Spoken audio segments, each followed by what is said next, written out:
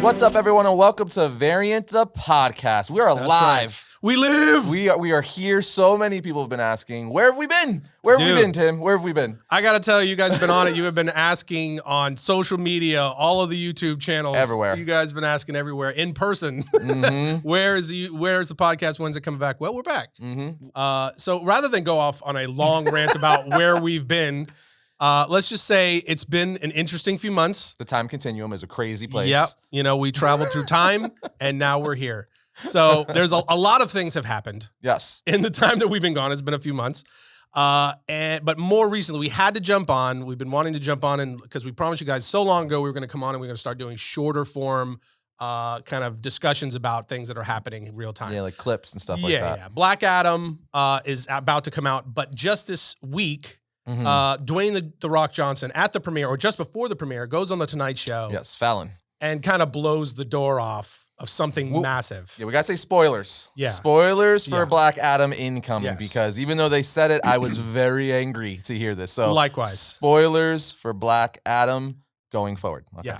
Now And let's go. if you don't want to know, this is very important. Yeah. If you don't want to know, like probably the biggest part of Black Adam, bail now. Because you know, it's everywhere. So a lot of people know by now. They kind of made it to where you couldn't get away from it. No, it was like literally the title of articles. Like Entertainment Tonight, we're going to talk about it recently in a bit, but Entertainment Tonight literally just said, blah, blah, blah, blah, blah happens in Black Adam. Yeah. Insane. And this is, I think, for me personally, of all the things that we've had spoiled, right, in fandom for the last few years, we've talked about it quite a bit on the show. Tobey Maguire, Andrew Garfield, Yes, Spider-Man. the Spider-Man No Way Home stuff was like right there at the tip of the ladder, right? But this, I think, is worse.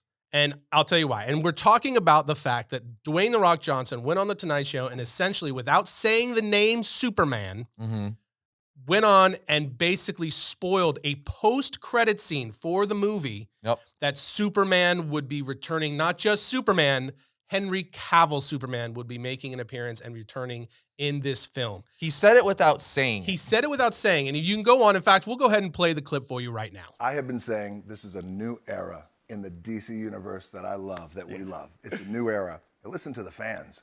You gotta listen to the fans. And for a very long time, for years, you guys know, fans have been screaming. They've been upset, like, hey, we established Black Adam as the most powerful and unstoppable force on this planet. The most powerful and unstoppable force in the entire universe has been on the sidelines for too long.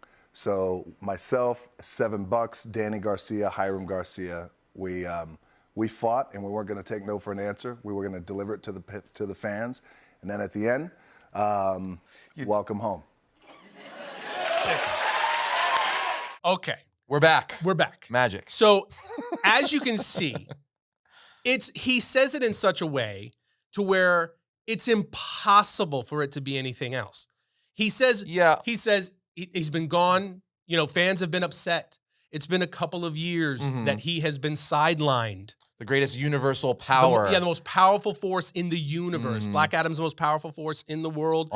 This is the most powerful force in the universe, has been sidelined for a couple of years, and fans have been outraged. Can we pause for a second? Is he admitting that Superman is stronger than Black Adam? He did, basically. Because if you're saying, like, Black Adam is the most powerful character or force on Earth, and then right after you're saying most powerful force in the universe, obviously universe beats Earth. So The Rock just said without saying that Superman's stronger, so we know he's going to win. Now, he will probably say, The Rock will probably say plausible deniability. He will probably say, like, oh, no, I just mean that he's a universal character. And Black Adam's restricted to Earth, but not really. We all know. Yeah, we know. But, you know, he basically says it, and then at the end, he says, welcome home. Yes. Right? That's a direct reference to Henry Cavill, right? Superman. But and then to top it off, because to remove any doubt, E.T. drops this exclusive. That's the one that did it for me, because like obviously we knew what he was talking about, but like the title didn't say it. He never said Clark, Superman, Man of Steel. Say the actual words. We knew obviously, but there was still like that 2% of ambiguity there, right? Just like whatever. But then like you said, E.T., the headline of the article basically says Henry Cavill, Superman returns in Black Adam. Yeah. In the title of the video. And then the interviewer in the video asks Dwayne, she's like, hey, so how does it feel to be able to bring Henry Cavill back to the DCEU? And he's like, he's been same stuff, kind of the same spiel. He's been sidelined, and he ends with like looking in the camera. It's nice that he's home. And so it's just like unequivocally 110% Cavill is showing up in this film in some capacity. So here's what I'm saying. And this is the reason why I say this is worse than Spider-Man No Way Home. Fans have been asking for this for years. Right? Years. For Henry Cavill Superman specifically to return to DC. Yeah. Right? And for them to do something beyond, the Justice League stuff, beyond the DCEU kind of proper, for them to do a Man of Steel 2, for them to do that character justice and to give him another film, or to at least have him appear in a storyline where Superman is allowed to, is given his justice. Allowed to shine. Yeah, no pun intended, maybe a little bit. But so for that to go on for as many years as it did, and then for San Diego Comic-Con to come and go, and for all the hype around Henry Cavill is going to emerge on stage. Well, everyone was breaking the news. Everybody was waiting for that moment. Well, because like Collider was talking about it, Variety was talking about it, Hollywood Reporters, like very like big reputable sites were like, hey, this is probably going to happen, and then it didn't happen. Right. Which is telling us is like, oh, so they clearly wanted to hold it back, but something happened between San Diego and now that they're like, maybe we should tell everyone. And I know what my opinion. Maybe we should say it. Yeah. And I know what my opinion is, and I'm going to give it. But for you to go to have that San Diego Comic-Con moment come and go, that would have been just an unbelievably fun moment for fans. Yeah. For you to let that go, and then 1 week before the movie finally comes out, after years of waiting for this film. Legit 7 days, yeah. Right? Legitimately 1 week before this movie actually drops, and everyone gets to get surprised with this in a post-credit scene. It doesn't leak online. It doesn't leak from some, a studio leak or a fan gets a hold of something or what. They intentionally, just without much fanfare, in a very uneventful way, just tell you the coolest part, likely the coolest part of this movie. They just, by the way, Henry's going to show up. Oh, no doubt. Like if because we were all hoping and like, please, especially with Dwayne over the last several months promoting Black Adam, he was very vocal that like, you gotta listen to the fans, you gotta do what the fans say. So we're like, and he's maybe. Right on that. He's like, yeah. He's like, but I'm like, maybe, might happen, might not. So you had like, you were hoping, but you didn't know. But now we're just gonna be waiting. We know the post-credit scene is is Superman in some capacity. We don't know how exactly it's playing out, but it's clearly some, meeting of the two. Yeah. Which is just kind of, because that would have been like a, That would have been. That would have been to us. They did it. Such a fun moment. Yeah, and that's the thing I think that bothers me the most about it is that you took away such a fun surprise from fans 1 week. 1 week before the movie. I feel like they killed their own buzz too, right? Because you know how many people right after that would have like taken to like any like YouTube, whatever, Instagram, just everyone would have been talking about it everywhere. And now it's not going to be nearly as much because we already know. Yeah. So you're not. And that leads to the reason I think it happened, because ticket sales, I don't think have been what they wanted, and this felt like to me, and again, could be wrong, don't know this for sure, but this felt like a panic sell. Like they needed to generate some last minute hype to get to, because Warner Brothers, we all know, is under new management, and they are doing a lot of budget cutting. Old Zazzy. They are looking to not just save money wherever possible by cutting projects and so on. Whatever projects they are putting out, they need to maximize dollars. Yeah. To justify projects going forward. So they need this movie to perform, because they're selling it as the future of the DC cinematic world. Which it's The Rock. It's going to do good. Yeah. It's going to perform. Yeah. But it very much felt like you would never have done this unless you felt like you needed to inject some adrenaline into ticket sales. But I feel because it made no sense otherwise. I feel for me, I could be wrong, but I feel like that makes it worse. Like I think the word of mouth, once everyone started to be like, you gotta go, there's a big surprise, and not, because I wouldn't have told, like if we didn't see it together, I'd be like, dude, you gotta see it. Trust me, you need to see it. And that word of mouth would have got around, and then it just would have spread, and it would have kind of been like a thing. Now you're not gonna have that. I think that would have been a better strategy than being like, hey, guess what? Superman's in it. It's like, so I don't have to see it because now I know. Gotcha. Yeah. Yeah, it very much, we talked about it right afterwards.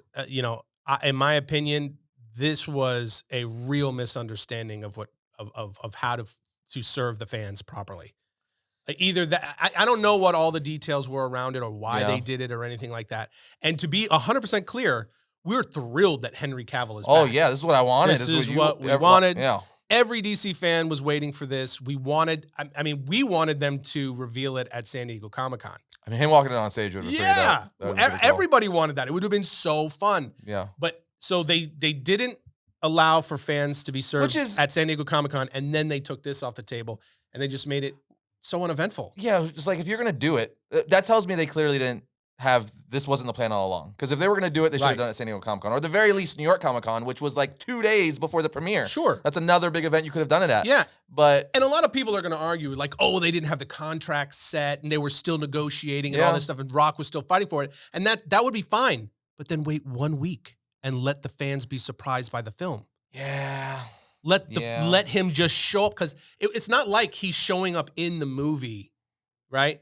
It's a post-credit scene. That we know of. That's what they were alluding to, but it hasn't been essentially confirmed. The stuff that you read now. They're just saying, it's a post-credit scene. All the articles are even saying like he appears in a post-credit scene. Oh, okay. So yeah, I haven't looked. Even though I already know, I don't want to know the details of it, so I haven't looked into it. Sorry. So it is.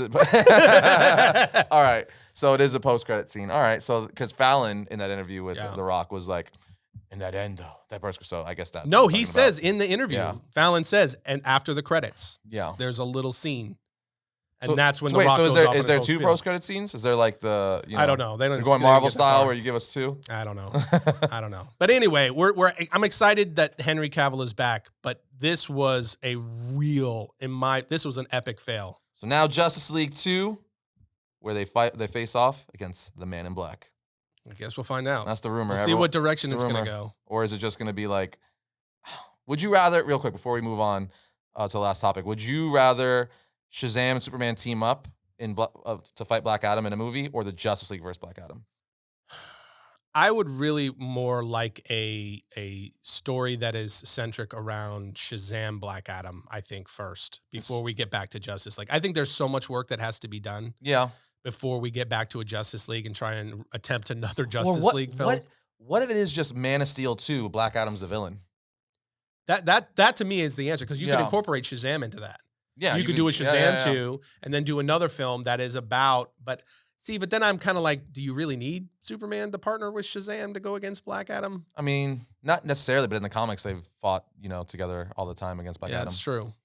On multiple storylines. It's because Superman, even though he might be stronger and and stuff like that, he's not willing to go to the lengths that Black Adam is. So and neither Shazam. Yeah, so they need someone kind of Anyway, I really either one I'd be happy with. I would rather them do either Shazam Black Adam or Superman Shazam Black Adam, or maybe just Superman and Black Adam.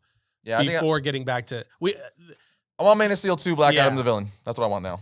I didn't even know I wanted that. That's what I want now. And before we also hopped, because we're going to be done ranting about that, and let us know what you guys think about the reveal of Henry Cavill's return in Black Adam. Noob with the phone in the comments below. But also, before we move on, we're going to talk a little bit about the She-Hulk finale. I want to congratulate you for hosting the Harveys. Oh, yes. At New York Comic-Con. Thank you. This past week. Knocked it out of the park. Everybody it's been a lot of laudits and praise coming your way. So that's pretty amazing. Yeah, it was a lot of fun. It was nerve-wracking at first. Shook hands with Neil Gaiman himself. Neil, that was crazy. Got to meet Neil Gaiman, talked to him very briefly, but super nice dude. And it's so funny because, Joe Quesada was there, James Tynan, Jock. Like, it was kind of like a who's who. It's the Harvey Awards. Sure. It's kind of like the Golden Globes of comic book shows. But even all those people, like those crazy legends in comics, were all like, Neil Gaiman. That's Neil Gaiman for obvious reasons, like Coraline, Neverwhere, Sandman. Obviously, it's just nuts. Yeah. So the thing in my head, I'm like, this dude has a master class. He's got a master class. He's a master. Hence him having a master class. Yeah, that's pretty amazing. Yeah, it was great. It was great. So that's a very cool opportunity for you. That's pretty awesome that you got to do that. Yeah, it was a ton of fun, and I was very, very happy that everyone enjoyed. That's all I cared about. If everyone else liked, everyone in the crowd, and the people in the industry enjoyed it, so I was happy. That's awesome, man. Yes. And then on top of that, to add just extra fun, Astonishing Times. Yes. Since we've been gone, the trade has dropped. Wow, it's out been in the that world. Long. That's right. Yeah, of course, we've talked about it here on the show, so that's not like news for Variant, but But yeah, it's out there. It's actually doing well. It is. You guys are picking that up, which is pretty amazing. It's available at your local bookstore, wherever books are sold. Wherever books are sold. Barnes & Noble, Amazon. But no, it's crazy. The fact that, like, yeah, because I guess I haven't been able to talk about it with you guys. Being able to go to a comic book store and see my book on shelves, like literally next to Scott Snyder's Noctera and stuff, was insane. Insane. Going to New York, going to Midtown Comics, Times Square, seeing my book on their shelf, that was like, it's just weird. It's weird. That's a surreal moment. Dude, no, it was to really... see your name like on the cover. And because it's Astonishing Times, it's right next to all the Avenger books. Right. So I'm like, that's weird. That's awesome, man. But really, really, really cool. People seem to be digging it. And we plan on doing more. And you gave one to Boss Logic at New York Comic Con. I did. Boss Logic. Yeah, that's right. Met Boss Logic. Super nice dude. What was really interesting with that is like, he follows the channel and stuff like that, and which I was like, oh my God, that's so awesome. But, because of that, he's like, yeah, I heard you got a comic book, stuff like that. I'm like, yeah. He goes, yeah, I got to get a chance to read it. I'm like, I got one copy in my bag. So I gave it to him, and he was like, dude, I'm definitely going to read it. And it was really cool. It was just another, one of the, coolest moments at Comic-Con. That's awesome, man. Yeah. That's awesome. Yeah, it sounded like it went really well, so I had to acknowledge that before we move on. All right, now we can talk about She-Hulk. All right, She-Hulk. So, I mean, the biggest thing to talk about, have you watched She-Hulk?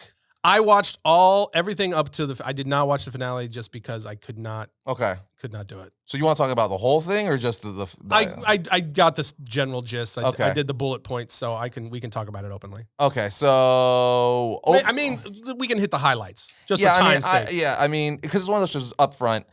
I didn't hate it. I didn't love it. I'm kind of just like there. Like I really enjoyed the Daredevil episode, the second to last episode. There was some. I mean, I guess Leapfrog was in that episode too. Ribbit, yeah. I thought he was hilarious. Oh man, Ribbit and rip it, baby. But no, overall, I was just like, yeah, like I personally didn't think it should get the hate it's getting, but I don't think it should be getting all the praise in the world. That's just me. I haven't been paying attention actually, even to it's very 50-50. The noise around it. It's very polarized. I would say it's split down the middle. I would say really? 50-50 for sure. Because a lot of people, I mean, because it's like, my opinion on it. I'm sure I've said it on here before. I think we're at the point in the MCU where there's so much content. Mm-hmm. It's like comics where it's like, does everyone enjoy every single comic book that Marvel or DC is putting out? No. We're at the point with the MCU. You're not going to enjoy every show, every movie. I mean, we got like 5-6 shows this year, 3 movies this year. It's like, it's almost unrealistic to expect to love every single thing they're putting out at this point. It's just too much. The more recent stuff that they've been doing, though, have been wildly different than MCU. Oh, there's a tone shift for sure. Yeah, a huge tone shift. I mean, between Multiverse of Madness, Thor: Love and Thunder, Miss Marvel, and now She-Hulk, there is just in those last 4 releases, which is, it's a good span of time. It's a good amount of content there. We're Up by Night. I have not seen that. Okay. You said, and I've talked to you and a couple other people who have seen it, and everybody's just kind of like, good. Yeah, it's fun. Yeah, it's good. It's like nothing that blows the doors off. Yeah, I wasn't like, oh my like God, but I'm like, yeah, I'm glad I watched that. Weirdest fact about that for me is Michael Giacchino, one of my favorite modern composers. Yeah. But he composes everything. Like Spider-Man. The Batman. I mean, just look it up on IMDb. Guy has an incredible, incredible resume. And an amazing composer, but he directed this. And composed it. Actually directed and composed. Like the composed part is like, oh yeah, of course, Michael Giacchino composed it. But he directed it, which was like, I was like, whoa. That's like, that's very uncommon. That's extraordinarily rare. He did a good job. You'll see directors like that are people that are known for directors that they also have, they're musically inclined, they'll compose. But not the other way around. Yeah, he did a really good job. You should definitely check it out this weekend. I probably will. Especially if you like the old Universal Monsters, kind of like D-list movies where it's very like tongue-in-cheek, cheesy, old school. He even did that's what it looked like. Yeah, it's fun. So you've got that. So I haven't seen that, but everything else, like it kind of represents like this really serious tonal shift for Marvel. And, Wakanda Forever is about to drop. That looks like we're actually going back more. That looks amazing. It's really intense. Looks really good. And I agree with you. Like there's any kind of, that's true broadly across content of all sorts, comic book world, whatever it is. Think about it. Like back then, like we were getting 2-3 Marvel movies a year. There's a lot more now. Yeah. So like a lot more. There was a lot more attention could be put on just a single thing, where now there's so many things going. there's no way Kevin Feige is just as involved with all these shows and movies No. as he was with like the first Iron Man, the first Avengers. It's impossible. It's literally impossible. And I guess the reason that's concerning for me is because it's all in continuity. So everything matters, right? So you've got that issue. And then the second part of it is we've seen a noticeable and marked decline in quality of like visual effects and some of these, and just kind of the quality of the content itself. It just feels more TV. It feels more kind of, in some cases, CW. I'm just being 100% honest. And that is more the concerning factor. And again, I think we're going to see that ramp right back up with Wakanda Forever. There's clearly they're going all in for that. It's almost 3 hours long. Can't wait. But Can't wait. But with She-Hulk, I knew that going in. We talked about it. It wasn't my cup of tea. But then, they introduced a lot of things in this series. Yeah. And then the finale, they apparently. Yeah. Did we say spoilers? I don't think we said spoilers. We didn't say spoilers. Yeah. Well, we haven't said anything yet. We haven't. So spoilers So going spoilers for She-Hulk finale. Yeah, because everything we've talked about is not a spoiler yet. But so spoilers for the finale and everything else, I guess. So for me, I think the two big takeaways with the season overall is Daredevil, obviously. It's the first time he's back in costume in the MCU, because we saw him in obviously No Way Home, just as Matt Murdock. But now he's like fighting, he's in costume, he's more acrobatics. He's using a lot more acrobatics, more kind of like Spider-Man, like in the comic books. They're definitely going that more superhero route with him than in the Netflix version of him. He was a lot more grounded. So I know some people are going to be like, I wanted that more gritty Daredevil. And then other people are like, I like this more like acrobatic Nightwing-esque Daredevil. So, you're going to have your nitpicks and stuff there with certain people. He's but very golden. Golden. I like that. I mean, it's that looks like a hash that brown. first appearance. Yeah. So that obviously, and then the big one, which took everyone for a loop, was in the finale episode, them introducing Scar, the son of Hulk. But did that really knock people for a loop? Knock me. I was not seeing that coming. Really? Dude, like Red Hulk. They set it up right from the beginning with the. Well, I thought like everyone else that they were cruiser? setting up Planet Hulk or like World War Hulk or something like that. Like that's why he was going there. I didn't think he was going there to get his son. Yeah, I didn't know that he was going to return with his son, but you could tell. I mean, they were setting it up because he was going back to Sakaar. Why else would he go back to Sakaar? Again, for like anything else, like maybe because it's so out of continuity with like the books. Maybe to fight the Red King this time. We don't know if he's fought the Red King. Maybe to get married to Kiara, who he marries. I said it twice. He marries it in Planet Hulk, and that's who he has Scar with. So I'm like that, but they just went straight to like, yeah, all that stuff happened. Scar, by the way, he's a teenager. He's back on Earth. Well, that just tells you we're going to find out a lot more. I mean, they're going to dive into that, which makes me concerned because of the way what they've been doing with the Hulk. That again, it kind of goes with what I'm saying, like this tonal shift. And no leader also? Like no leader, and they haven't cleaned up anything with the Hulk. But the leader's in New World Order, Captain America, which is another thing. It's like, so you confirm San Diego Comic-Con that he's here. Yeah. He's gonna be in the new Captain America movie, the first Sam Wilson Captain America movie. So I thought it would have made all the sense in the world to introduce him here, set him up for that's why he's coming into confrontation with Captain America. Yeah. But no. We got Scar. I'm not against Scar. No. I mean, Scar is awesome in the comic books. I don't think we're going to get that Scar, though. Just by looking at him, we ain't getting that Conan Barbarian, like, I would base it savage more on, Scar. Yeah, I would base it more on just the way, the direction they've been going with the content, that this is going to be a very different version. And especially what they've done with the Hulks. I'm just kind of like. I don't know. But, like, I'm curious to see what they're doing now. Like, because he's here. Now what? I don't know. What? Like, because it's. Have they confirmed a second season for She-Hulk? Not that I'm aware of. I don't know that. But like, even whether it's in a second season or they, got the rights to do another Hulk movie somehow, like maybe they found like, well, we can't do Hulk, but we can do She-Hulk and put Hulk in it, and that's how. Or maybe Scar, they could call it Son of Hulk, and then put. I don't know. That could be one of the missing content pieces from the calendar for Phase 5, Phase 6. So I don't know. All I know is in the comics, he's literally Conan the Barbarian. That's a Hulk. Yeah. And he's pissed at his dad because his dad didn't know he was born. He thought he died in his mother's womb when his wife died, but he comes after the Hulk and he's like, yo, daddy issues. He's like, no, I didn't know you were alive, son. And then they eventually work together and it's cool. But I don't know. I don't know where they're going because it's so out of order from the Planet comics. Hulk series. But it's so out of order. I'm like, I can't see where they're going with it because it's, again, they're just taking pieces like Ragnarok, where they took Gladiator Hulk. You're cool. We're not really going to do that storyline, but we want a Gladiator Hulk because that's cool looking. Right. So we'll put that in. So it's just like, I don't know what they're pulling to use for what, I suppose we're going to find out. Yeah, but I'm at this point, I'm like, She-Hulk was, as expected, not my cup of tea. They did some things in there. They introduced some things there that are important for the broader MCU. The show was just not. That was not made for me. Yeah. Fair enough. And I'm more now. Now that's over, and I'm like, okay, Wakanda forever, bring it on. That's a way to cap out the year. There's no better way to cap out Black that year. Adam and Wakanda Forever back to back. Now we know Henry Cavill shows up. Bro. That's a nice 2 week span, 2-3 weeks. Even though it's spoiled for us, I'm very curious to see what he says, because what he says matters. could allude to, like, you know, is it just gonna be a versus movie? Is he gonna say something that's like, I'm gonna get Shazam, I'm gonna get the Justice League? Like, so maybe there's that I have to look forward to. I guess. Yeah, I'm grasping for straws. I'm like, please. I'm sure there's something else in there. A little nugget. Damn you, Warner. Well, either way, we will be back here next week after we see Black Adam alongside all of you. They don't believe you. No, we will. We said that 3 months ago.